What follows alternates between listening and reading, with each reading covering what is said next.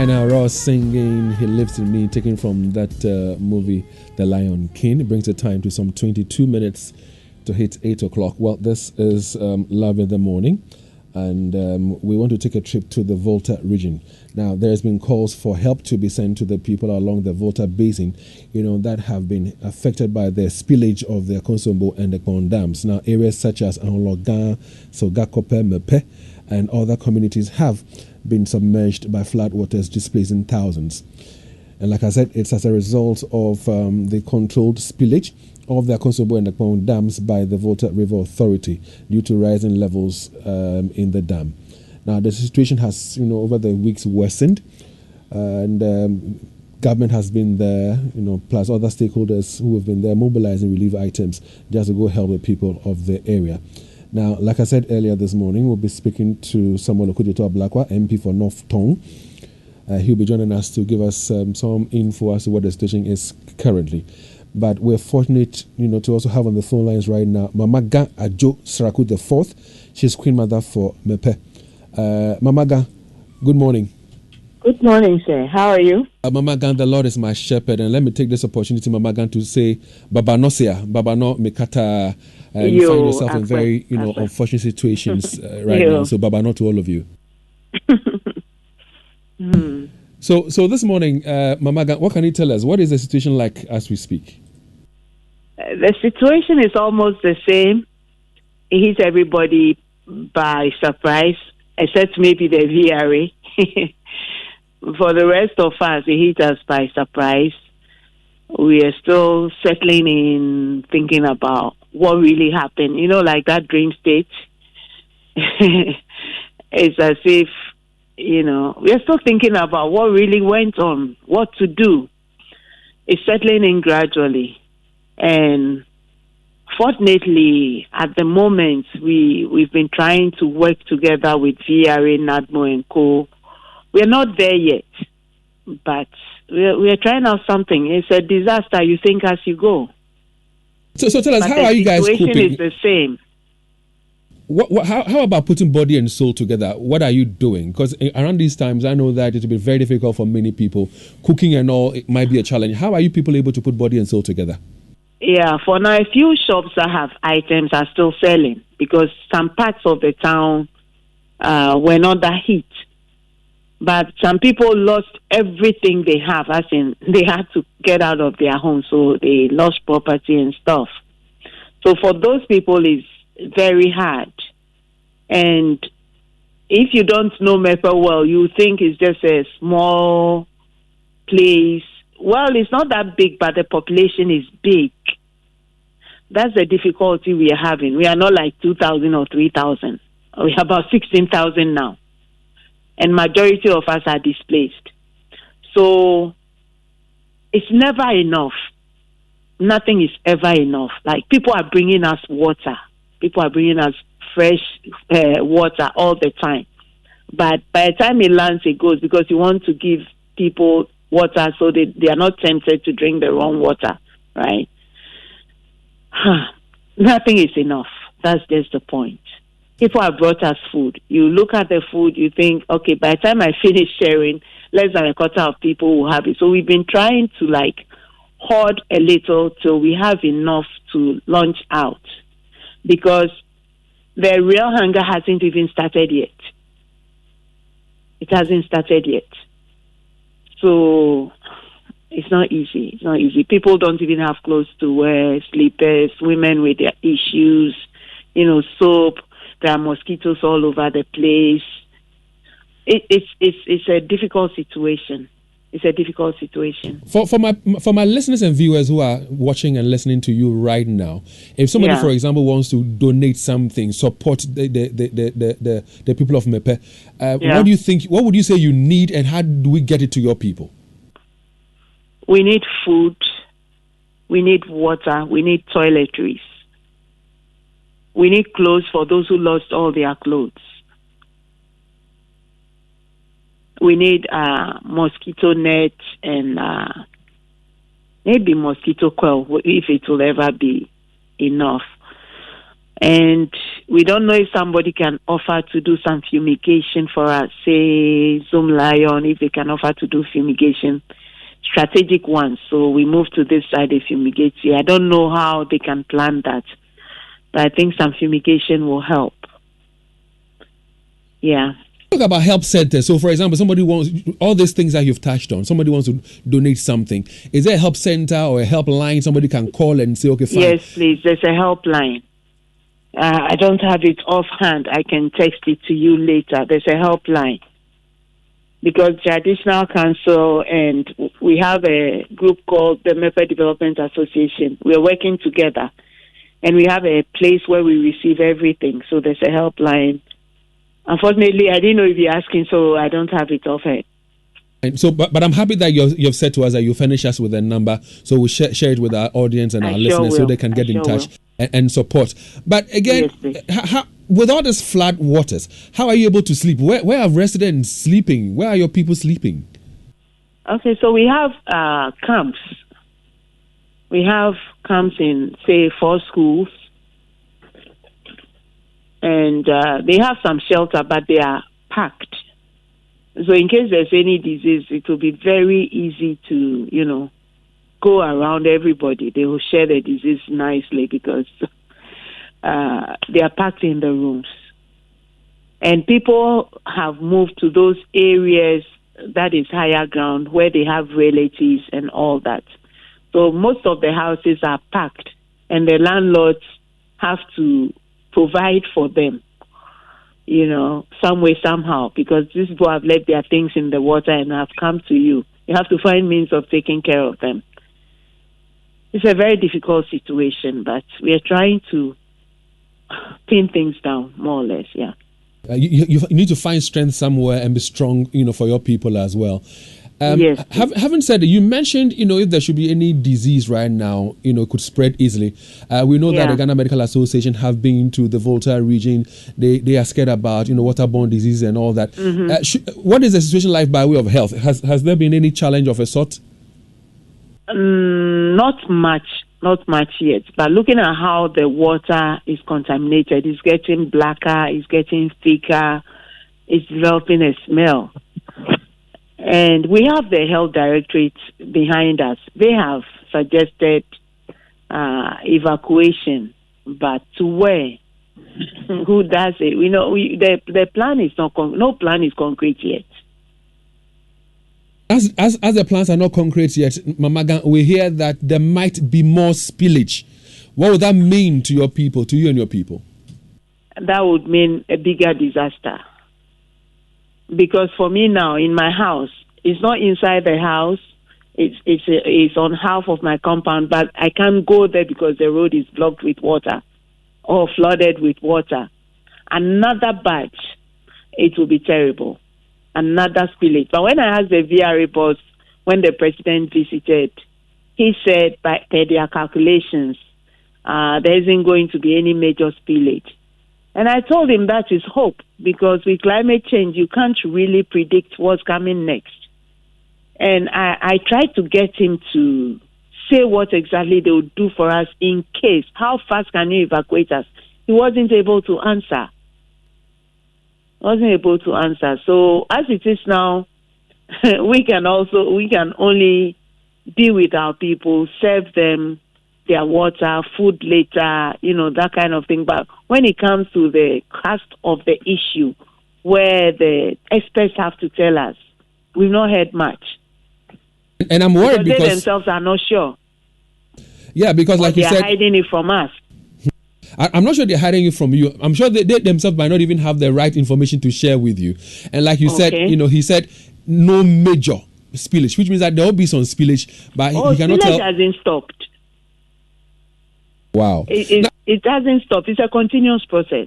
Yes, I hear they're going to do it for the next 4 weeks or so until they get to the needed water level. So more trouble for the people of that area. But we know that the VRA committed some 10 million Ghana cedis. Has it reached your people? Is it enough? What is it being used for? I don't have the details of that. They go through NADMO and it's now that they've asked us to send them a representative. So I don't have any details about that. I heard about it, but I can't speak to that. I see. Now, let's say that even after 2 weeks or 3 weeks, the spillage stops. Yeah. Gradually, life will get to normal. What would this spillage impact the lives of people, from the business to schools and the hospitals and all that? What impact is this going to leave even after the spillage, stops or ends? As it is now for school, it means the children are going to lose at least one academic year. That's just the truth. Because how is the water going to leave the places it's filled up? Are we going to wait for it to dry up? I don't know. Nobody has told us exactly what's going to happen. This has not happened before in my lifetime. And the water is a lot. And several places.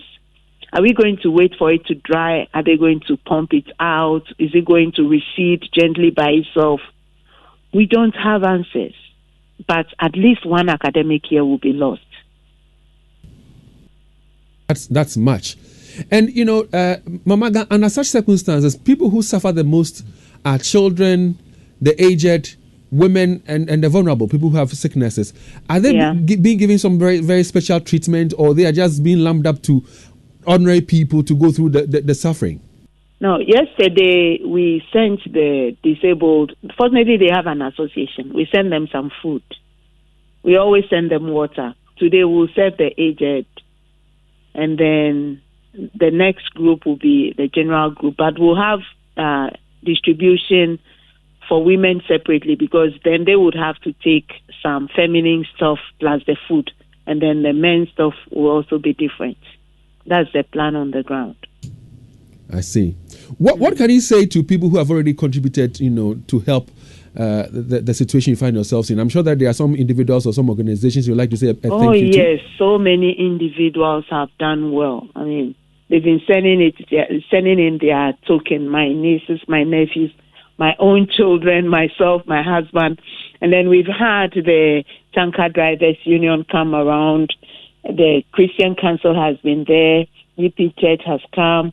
Apostolic Church of Ghana has come. We have Madam Vanessa, and then First Sky Group. These are those I can mention of it. People have been coming.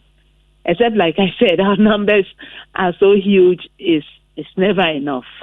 Can never be enough. Mama, so I would ask you to hold the line for me. Look for that helpline for us so that we can, project it to our listeners so they see what they can also do to help me. Okay. Let me put you on speaker and find it for you. So whilst you look for that number, let me engage with Mr. Raphael Boakye. He's with the Ghana Meteorological Agency. Should I stay on the line? Mama Gan, please hold the line for me. Mama Gan. Okay. All right. Raphael Boakye is with the Ghana Meteorological Agency. Raphael, good morning. Good morning. Raphael, so tell me, did we foresee this coming? With the spillage, I can't tell much because I don't work with VRA. But for the rains, we foresaw it coming. And we gave a forecast of whatever was going to happen. Earlier this year, around March, exactly on the 3rd of March, we came up with what we call the seasonal forecast, which details what we expect by way of rainfall for the major season, that is for April, May, June, and even into July. And in this seasonal forecast, we mentioned that we expect above average rainfall for various places in the country. It's only on the western side around Bono areas that we said we expect normal to below normal to normal rainfall. However, even on the northeastern portions, which we have the white volta passing through, we expected above normal rainfall, which we came up and warned the entire country that we expect above normal rainfall for the northeastern part, which flow into the Volta Basin. So this is exactly what I can say, that we foresaw it coming. I mean, with regards to rainfall, its amount and intensity, we foresaw it coming and gave a warning to that. Then on 5th of May, we came up with the seasonal forecast for only the northern parts of the country, which we still emphasize on what we expect, which was also still above normal rainfall. Then on 18th August recently, I even heard one of my colleagues on your station, Kwame, mentioning that we expect rainfall from September into November, if you could recall. I listened to that. So we warned the entire country from the beginning of the year to now that we expect heavy rainfall, especially for the southern half, which includes the Volta region. And it's not something that we would say that it took us by surprise. No, so Raphael, help me here. When you bring out the forecasts and you say you bring out the warnings, do you add advice as to what should be done? Exactly. We add advice. Let me also mention that what I'm talking about is just what we call the public weather warnings and alerts. But we also have engagements with stakeholders, which VRA is one. And we deal with them on specific basis, specific parameters of the atmosphere that they require. And then we give them exactly what they need to do with regards to the rainfall that we are expecting. So Raphael, share with us. What exactly did you tell the VRA to do under the circumstances?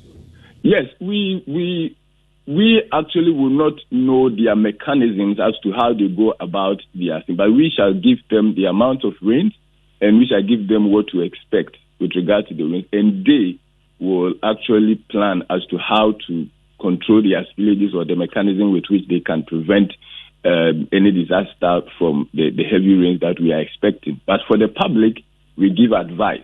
So with that of the VRA, for example, do you understand? Raphael, so with that of the VRA, for example, the information you gave them was enough for them to know that the levels in the dam would reach very high levels beyond what the dam could take, right? Well, the information we would give them is regards to the rainfall that we expect. And they, knowing the size of the dam and the rainfall value that we have given them, they will know whether they are going to be able to accommodate the rains or not. We are not to tell them your dams are not going to accommodate the rainfall that we expect. We will give them the volumes. If I tell you are going to expect 20 millimeters of rain, and your dam can contain 30 millimeters of rain, of course, I can't tell you that your dams will accommodate that or not. But if I tell you and you know your dam can accommodate only 10 millimeters, then you know that the rains that are coming you will not be able to accommodate it. So answer this question for me. Could this have been averted? Well, if on their end, if they will have mechanisms by which controlling the rainfall, or let me say controlling the volumes, and having a proper way of channeling these spillages, this control spillage that they have, the control spillage mechanism that they have, so that these waters can be channeled through, I don't know how they will do it, rather than just opening it to affect residents. And it seems like there's no way out. Just as we are saying, we still expect more spillage, more control spillage, just as they did. So if they should still do, that means they're just going to add up to the waters that are stagnant in these places. And what do we expect? So saying this could have been averted, I can't really speak to that. But if in the future we can have ways, maybe organizations and stakeholders should come on board, and then we have ways by which these waters will not go waste. We have a way of channeling them into maybe harvesting the water for future use or something. I think that is what can be done. I like the way you put it. I mean, we should, make sure that water doesn't go waste. Some years ago, 10 or so years ago, we were complaining about the low levels of, what do you call it? Eugene, please quickly. Eugene? Yeah, Okudzeto Ablakwa is calling us now, so we can have him on the phone line. So you can call Okudzeto Ablakwa for me. So I am saying, Raphael, forgive me. He does this live radio. Some of these things do happen. I'm saying that we could, harvest these waters and put them to very, very good use. But looking at the weather pattern, are we going to have more rains And if so, it means that there will be more spillage. In fact, we've been told that there's going to be more spillage. Will the volumes be as much as we are witnessing in the past days?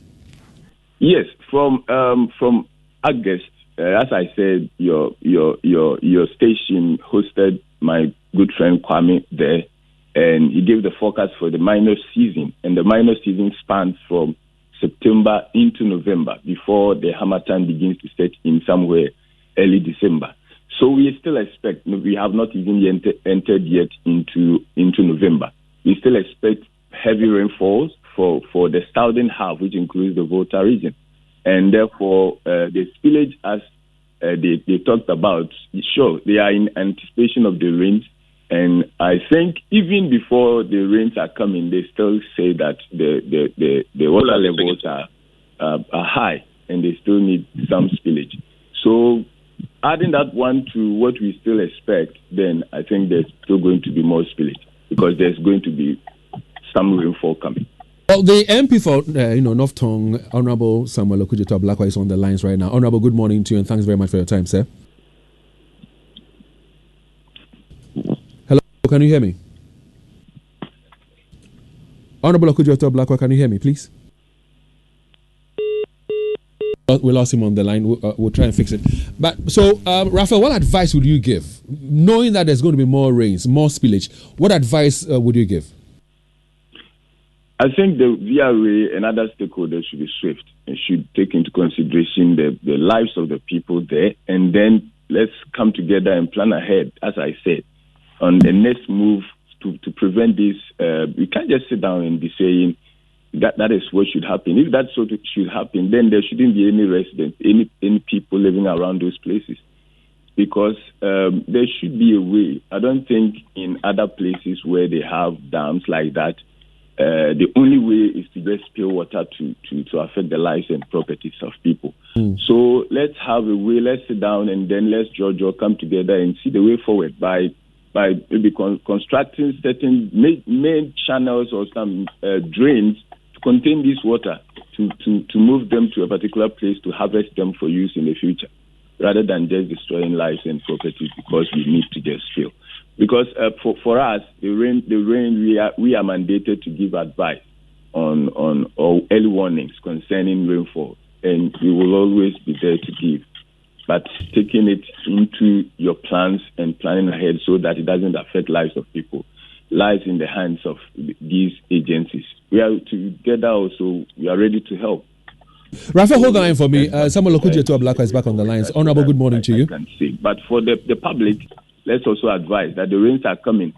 Those of us being affected by minor floods, not minor per se, but being affected by floods, it's because of these drainage systems that are not also able to accommodate the rains that come. And then also because we have dumped a lot of waste into these gutters, these drainage systems, and then it turns back to us.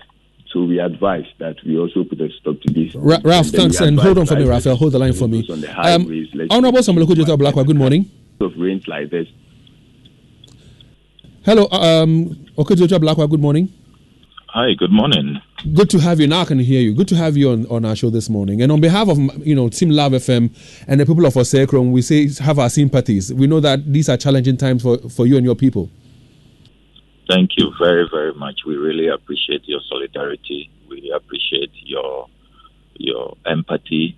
I must emphasize that you in the media have been phenomenal. A lot of the people who have reached out to help us have always said that it's the media coverage that has helped to highlight our plight. As I speak to you, more than 12,000 of my people are displaced. They don't have homes anymore. They don't have livelihoods anymore. Their farms, their businesses, their shops, their fish ponds have all been destroyed. And if it hadn't been for you in the media, all of these predicaments will not have been brought to light for philanthropists, for corporate Ghana, for the churches, the Islamic organizations, and all of those who are reaching out to us. So we are very, very grateful to you and to all Ghanaians for the solidarity. But under the circumstance, what is happening? How are they coping? My brother, it's tough. I'm in my third term as a member of parliament. I've never gone through such a crisis. This is a disaster of a lifetime. Your call has been put on hold. Please wait. If you Your call has look at the history, the last time there was something like this was 60 years ago, when my forefathers and grandparents gave land out for the Akosombo and Dam dams to be constructed. During the construction, that's when we witnessed something on this scale, according to our elders. But even that, they say that it was nowhere near what is happening now. And this is a price that we are paying so all of us can have electricity, so that the entire nation can be lit, and we can industrialize, we can have jobs, and we can transform our society. It's become a very, very big price to pay, especially when there is clear culpability on the part.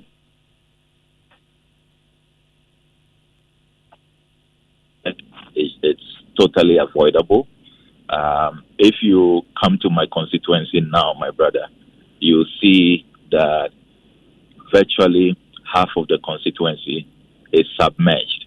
The water levels have not receded. Places that we used to walk to, we used to drive to, now we have to use boats to get to those locations. So there are so many water crossing points, and these are artificial crossing points. We used to have the natural water crossing points because of the Volta River and then the construction of the lake. But now we have additional crossing points, which are floodwaters. And as I speak to you, education has been disrupted because we are using the schools for the camps. We started with 3 camps. We now have 21 camps because many more communities have been affected. So displaced people, according to NADMO, about 12,000 displaced people in North Tongue alone. Across the country is 28,000 displaced people. But we are the worst hit. About 70% of the disaster happened in our place, particularly the Mefe traditional area, the Mefe area, which is still submerged. Many, many buildings are submerged. As I speak to you, houses continue to collapse because you know that houses can't stay underwater for a very long time. So we have counted more than 600 houses which have collapsed. It means that apart from people losing their livelihoods, they cannot return to their homes. They've lost their homes for good. The water has collapsed all these houses. Then I must also point out that we are faced with a looming public health crisis because they are crammed in classrooms. Remember that these are classrooms in day schools, not boarding schools. So they were not built for residential accommodation. So you don't have adequate toilets, you don't have washrooms at all, and the people are forced to live rough under the vagaries of the weather. So it has led to incidents of cholera, typhoid. You know, I invited the Ghana Medical Association, the Ghana Registered Nurses and Midwives Association. We have forged this partnership, what I'm calling the MP's Medical Caravan. And already they have presented a report that people are presenting with cholera, with typhoid, and with a lot of skin diseases because, you know, the water is contaminated. My people are used to drinking from the Volta River. That's what they used to cook. That's what they used to bathe, to wash, and other things. They swim in them. My people are very good swimmers. But suddenly they have to get used to avoiding the water completely because the water has gotten into all kinds of unwholesome arenas. When you come to the constituency now, you see mortuaries submerged, you see cemeteries submerged, you see public toilets, refuse dumps, landfill sites, sewage. So the whole place is really now a public health disaster as well. And the Ghana Health Service is warning that if urgent steps are not taken, we will have an epidemic on our hands. So it's a nightmare. It's a nightmare, my brother. Many people have not been able to retrieve valuables. The water has washed away so many valuables, people's certificates, people's money. You know, a lot of people in rural Ghana, as you know, like to keep their monies under their beds. But they saw gushing water and they had to run for their life. And when your life is at stake, you don't remember to pick anything. So they couldn't salvage anything. And so as for the loss, is incalculable. Properties running into millions and millions of Ghana cedis have been lost and have been washed away. So it's devastating. Sammy, you just scared me. I mean, telling me about the cemeteries, telling me about the mortuaries and what is happening as a result of the floods. You just scared me. But Sammy, the worst situation is yet to come, because we're being told that we're to expect more floods and more rains. Yes. You are right, and that is our greatest fear, because there is no end in sight. The VRA is still spilling, and we have been asking, what really is the plan? What's the timetable? When will this end? They cannot tell us. The weather forecast from the Meteorological Agency is that the rains are going to continue, and it's clear that the rains are not stopping anytime soon. Climate change is obviously upon us, and it's been raining cats and dogs. So the water levels continue to rise, and many more communities. That's why I said that we started with 3 camps. Only a few communities had been affected. But every day I get a call, a new community has been affected. Yesterday it was Volukome affected. They thought that they were on. Thursday it was Klamada Boy and Glonu. They thought they were on higher ground. They have been affected now. Dofo Adidome has been affected. The latest to be affected, they thought that they were safe, and many people had rushed there for safe haven, only for them to be affected. So we really don't know now what the end game is, and if I had my own way, it would have been great for the government to just relocate my people, all those affected. Fortunately, the Saglemi housing project is not far from my constituency. It's just a 30-minute drive. And my chiefs have already appealed to the president when he came to visit that if my people could be relocated to Saglemi, it will have helped. But we haven't had any response yet on that particular. Sammy, tell me, when was this appeal made to government? Yeah, pardon me? I'm asking, when was this appeal made to government for government to open up the Saglemi for it to be used? Yes, it was contained in the welcome address read by the acting paramount chief of the Mafa traditional area when the president visited us about 3 days ago. Unfortunately, we haven't heard anything from government on this. But Sammy, yes, aside from this, we haven't. What other plans do you have? Knowing that there's going to be more rains, more spillage, what other plans can we put in place to ensure that people's lives will be made a bit comfortable under the circumstance? Yeah, so my brother, I haven't slept since this incident. I have been running around like a headless chicken. I launched the MP's mobile relief caravan. We have mobilized truckloads of relief items, and we've put together a distribution system. I demonstrated the system to your colleagues in the media when they came for the launch earlier in the week, and we showed how we can have items distributed in record time to all the camps. We have deployed pickups and volunteers who are making sure that relief items are sent to these camps. Then I've also launched the medical caravan so that our displaced people can be screened, can be treated. We also have clinical psychologists who are offering psychological therapy because a lot of people are traumatized. Just imagine in a split second, you lose everything that you have ever worked for.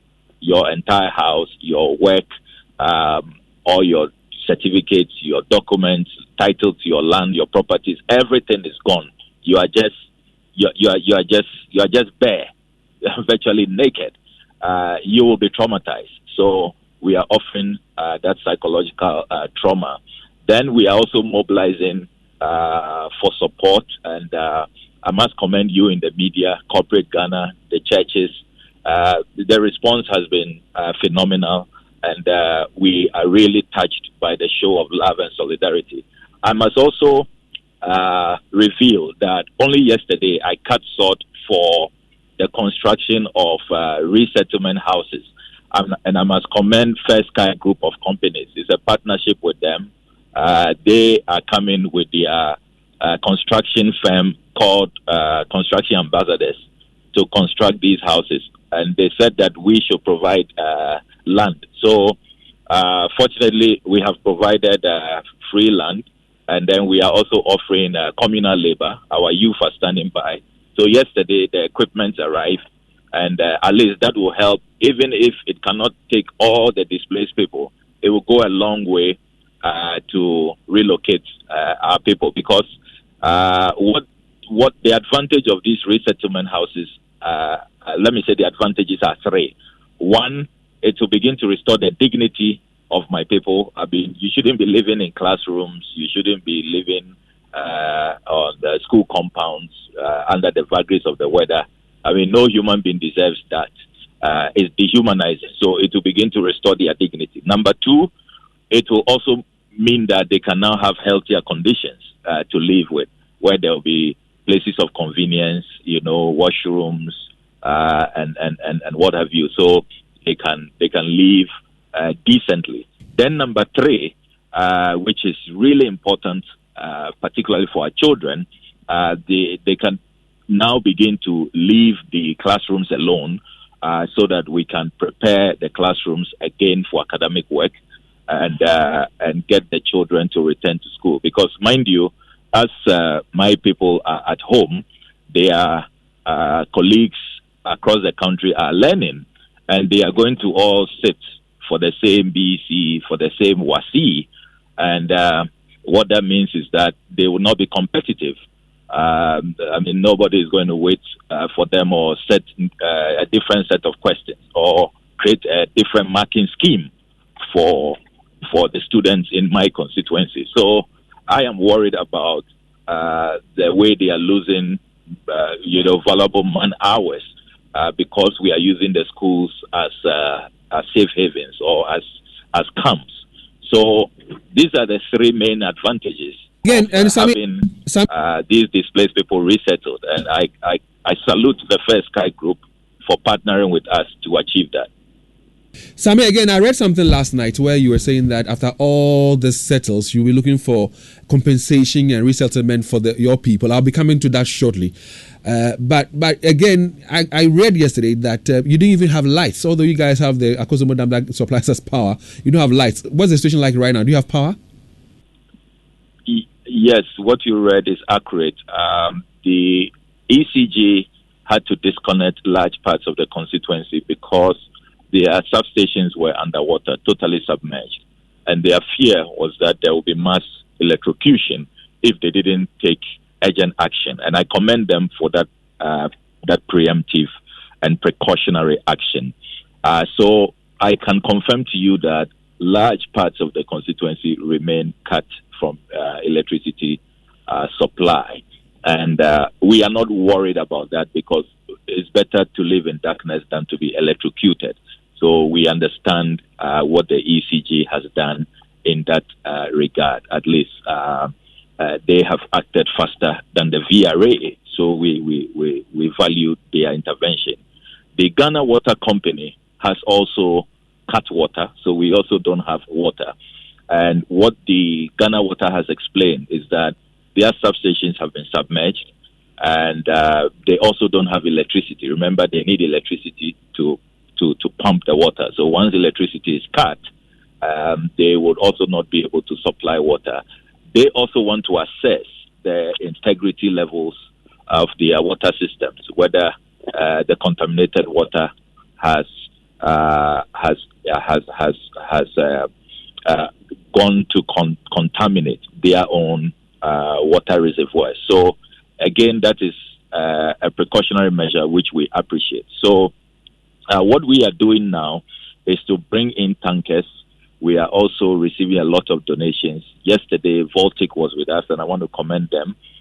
They are offering us 7,000 bags of sachet water, and that will go a long way to help my people survive, whilst the Ghana Water Company Limited assesses the integrity of their water systems and whether they can begin to restore water to us. So, yes, you are right.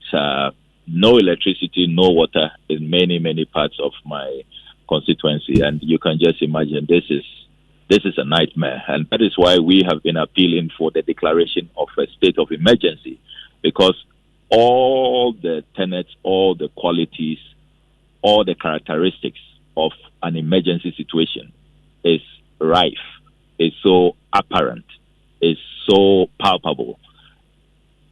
As ranking member on the Foreign Affairs Committee, I can confirm to you that when I have reached out to our international partners, all of them have said that we will really appreciate it if your government will announce a state of emergency. If they declare a state of emergency, then it triggers our governments back home to rush in with support, with humanitarian assistance. And I really do not understand why the government is not doing that. Look, even within the UN systems, when I reached out to the UN country rep, that was the response, that yes, we are looking at how we can help you, but really if your government can declare a state of emergency, it will immediately, because that's the protocol we work with, it will immediately trigger our emergency response mechanism, and then we can move in with the much needed assistance. So, I mean, for a country which is struggling economically, which is under an IMF bailout, and you have all of these arrears in the system. We know everybody is owed. We know you owe contractors, you owe school feeding caterers, you owe pensioner bondholders, you are doing debt restructuring, you are asking people to take financial haircuts. So we know the state of this economy.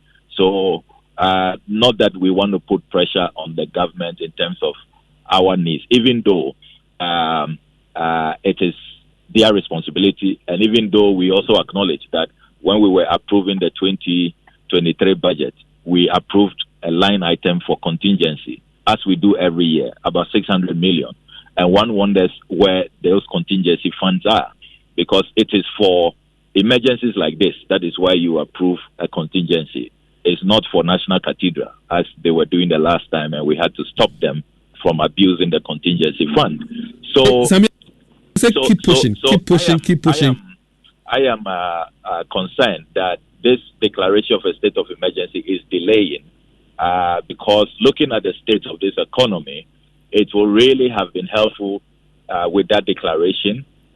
You will see our bilateral and multilateral partners rush in, and they will have offered us the needed assistance that we need.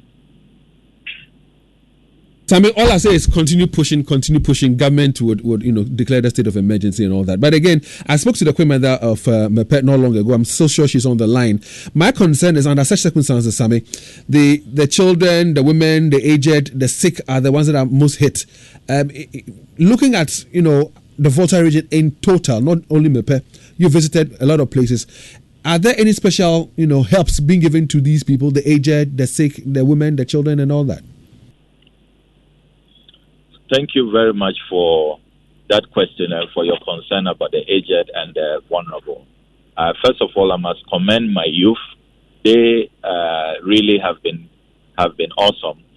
It is the youth who stayed awake throughout the night in the heady days when water was gushing out and taking over these buildings. They rescued the aged. It is the youth who carried them onto higher ground. And as I speak to you, a lot of these aged have lost their medication, and we have been able to identify the drugs that they were on, the medicines that they were taking.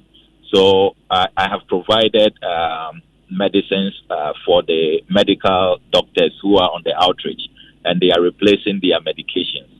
So let me use this opportunity to thank Atlantic Pharmaceuticals and Godel's Laborex Limited for responding to my call. I called them. The MDs are good friends, and they did not hesitate at all. They brought us all the medication that we need, at least to last for some weeks. So we are assisting the aged with these medications. But I really will wish that the aged will be taken out of those camps and will be sent much better place. I hear you. And so, Sammy, for those who are listening to us, they are in Ashanti region, they are all over the country, who would want to help? I want to know if there's a helpline, a help center, how they can bring their contributions to, help the people of the Volta region. How can they help? Well, I think we lost Sammy on the line. Do we have the Queen Mother from Mepe on the line? Do we have Mamaga on the line? Do we have Sammy Kujota Black on the line? I think the line tripped. We lost all of them. The line tripped. We lost all of them. I'm still here. I want to give our helpline before I leave. Mamaga, please do. Mamaga, please do. Okay. So it's 024-270. Can you hear me? Yes, I can hear you. 024-270-2080. It's in the name of Mepe Development Association. Number again, like you said, if I got it correctly, is 0242 70 20 80. 0242 70 20 80. Mamaga, am I right? Please. Yes, please. What's the name on the account again, please?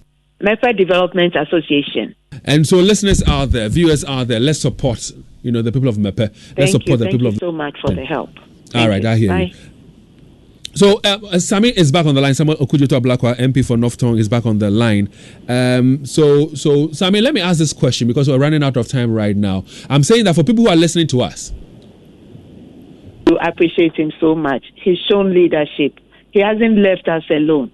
He's been with us on the ground, and we want to thank him. And another group is the Mepe Association, Mepe Citizens Abroad, MECUSA. They've also been with us. Everybody is trying for us, but our MP is number one. Every time he says out, he comes back with something. We thank him. We thank him so much. So I'll leave you guys now. Thank you for the chance. Would appreciate any help at all. Nothing is too small. Nothing is too big. Thank you once again. Bye-bye. Thank you very much, Mamaga Adjo Sraku, the fourth Queen Mother from Mepe. And Sammy, I'm sure that you feel good within because she says, Charlie, you've done so much for the people of the Volta region. Once again, on their behalf, we say thank you very much. But if people are listening and they want to help Sammy, how can they channel their assistance and their support? Thank you very, very much. I'm humbled by that. Please, for all your distinguished listeners, nothing is too small, nothing is too big, as our Queen Mother said. We are in urgent need of relief items, particularly food, rice, maize, any food item you can mobilize. Clothing as well. Just imagine you running out of your home. You couldn't take anything, and you are perching at a classroom. So just picture that. What will you need to survive? So for particularly our young adolescents, they need hygiene items. People need blankets, tents, tissues. So anything that you can help us with, we will really appreciate it. And we are acknowledging all the donations that are coming. I have been publishing them on my socials. We are very transparent about it. And often when you come, if you just will give us, spare a few minutes, we like to go with you to the camp and hand over your items directly. Nothing is coming to the MP's house or to the MP's office. Everything is going to the victims. Yesterday, there was a group, Reed Oil Company. They came with cooked food, and we took them to one of the camps at the Mepe Presby Park. And right there and there, we distributed everything. Even the MD was saying, "Oh, won't you reserve some for some of the volunteers?" We said, "No, volunteers are working pro bono. They have a home to go to. These people don't have any home. Everything must go to them." So we want to assure all your listeners that we've put in place transparent and accountable measures so that everything will be accounted for, will go directly to the people. It's done openly. All the stakeholders will be there to receive you and to receive your items, and everything is being, acknowledged. So we need every help that you can put together for us, even if it's professional help, like the way the Ghana Medical Association has sent us doctors. So if you're a doctor listening and you want to just give us a few days, we know that doctors have very little time to spare. But even if it's just a few hours, we will appreciate it. Nurses, if you are a psychologist and you can help with trauma therapy, we will appreciate it.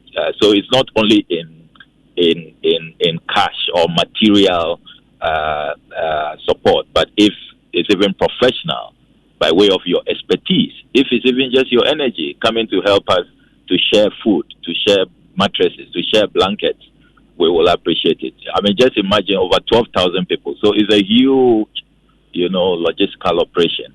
And we'll appreciate everybody's support. And definitely we're told that there's more rains to come, more spillage, so the help should keep coming. Mamaga gave us a Momo number for people to contribute. For those who cannot come to the Volta region, do you have any number as well, a Momo number that people can send their support and their help to? Yes. I put that on my socials. I don't have it in memory. Don't worry, we're getting it. We're going on to your socials. We'll get it from there. But again, back to that earlier question that I wanted to pose to you. You are saying that after everything is said and done, people ought to be compensated. People ought to be, assisted. What plans do you have in terms of that? Yes, it's only fair, and it is only just that this man-made disaster, first of all, there must be an inquiry. So when Parliament resumes, I will be filing a motion demanding an independent inquiry into this whole affair. This should not have happened if they had followed the Meteorological Agency's advice. Water levels don't rise just suddenly like that. And if they had started spilling gradually over many weeks, instead of waiting for the last hour, we will not be flooded. We will not be submerged underwater. So somebody has been negligent. We have to get to the bottom. Who are those? At least an apology and at least learning lessons.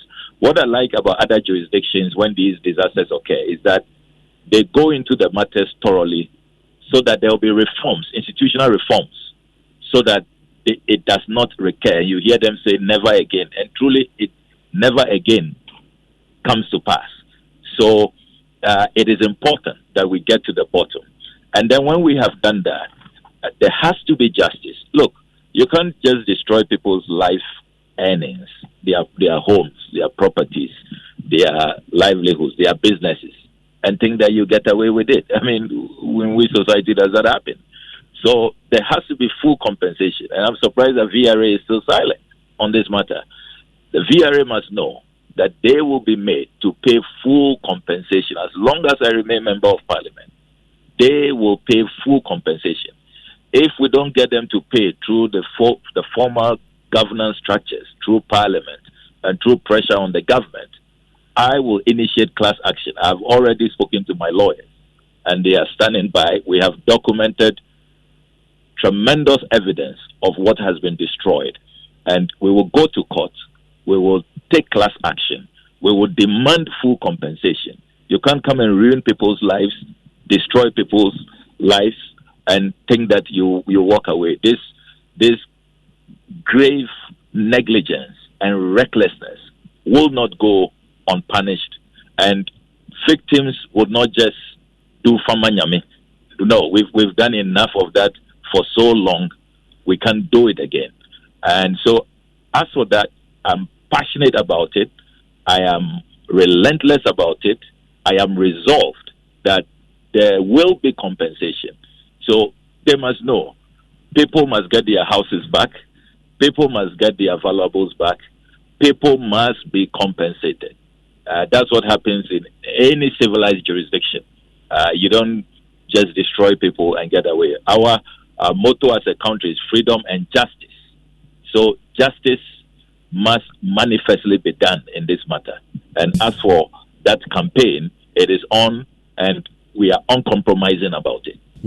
I hear you. And if you want to support this project, it's the North Tongue MP's disaster donation drive in support of victims of the Akosombo and the Dam Spillage, supporting cash or kind. You can dial *713*75# and follow the prompts to pay. Reference code is 38036. And we pray that, the state of emergency will be declared by the government. We pray that, the Seglemi housing project will be used to support people who have been displaced from their homes. We pray that something is done quickly to support these people. Samuel Okujuto-Ablakwa, MP for North Tongue, thank you very much for your time this morning. And keep up with the good work. I'm grateful. Thank you. God bless you. All right, so that's not all. If you go to Pru East, for example, people in that area, that community, are also complaining bitterly. They have also been submerged by water. Some of them were told are sleeping on their farmlands. It is crazy for them as well. Take a listen to this report put together by Nanaya Jima of our newsroom. At least 6 communities in the Pru East district are affected by the flood. Faisal is the last among residents of Vutudeke to evacuate their homes after the floods. The flood waters have taken over the whole community. I'm the last person to evacuate because my home was on a hill, so I was the last to be affected. A piece of farmland is cleared for the construction of a hut for shelter. With support from other community members, the wooden structure is nearing completion. Dried grass is used to roof the structure for habitation, but he fears his property may be destroyed should it rain again. I'm now going to other people's homes for polythene bags to cover my properties. If it rains, I would have to seek shelter from another individual's home. Faisal's family is one of the over 500 families of Vutudeke to be affected by the flood. Already, some families have completed their shelters. Fanti Ekra is the hardest hit community by the flood. An overwhelmed assembly member, Mohammed, sheds tears. My house is now filled by victims of flood. We are in need of help now. Many continue to count their losses as the flood waters are yet to recede. The NDC parliamentary candidate for the area, Emmanuel Kwakubuam, is leading efforts to solicit support for the victims. Not even the district office of NADMO. They tell you they don't have anything. The region doesn't equally have anything. Health authorities are even warning us of possible water-related diseases. Some of us have gone to their aid with something small. Call next. All right. Sorry about that. So I'm sure that you've heard that report put together by my colleague Nanaya Ojima. That's for the Pru East. You heard the Commander of Mepe. You heard the MP for North Tongue. Samuel Okujuto-Ablakwa. What's going on in your mind? Some key points for me. People are still struggling. They are being camped in classrooms. Meanwhile, we have the Saglami housing project available, where some calls have come that why don't we, take some of the people there as settlements for them, to feel a little more comfortable under the circumstances. As we speak, if you're going to sleep in the classroom, with no mosquito net and no blankets, how's it going to be like, And the water levels keep rising. So you can call us on 03220-83596, 03220-83597, and 03220-83598. Again, people are talking about the declaration of a state of emergency so that the international bodies can also come and help. Question is, what is causing the delay? Why can't we just declare a state of emergency for the people in the Volta region so that support will come their way? Kofi Bedu is on the line. You can also give us a call and let's have a chit chat. Kofi, good morning and welcome. Good morning, Dave. How are you doing? I am well, Kofi. Good. Dave, first of all, let me put it here that this is not a natural disaster. It is rather a man-made disaster. We have brought this upon ourselves. Even in your homes, in our homes, for instance, Dave, you don't allow your wastewater to go anywhere. If your wastewater go and pass somebody's compound, you are not going to, left to go scot-free. You'll be dealt with. So what I would say is that the residents should mobilize and take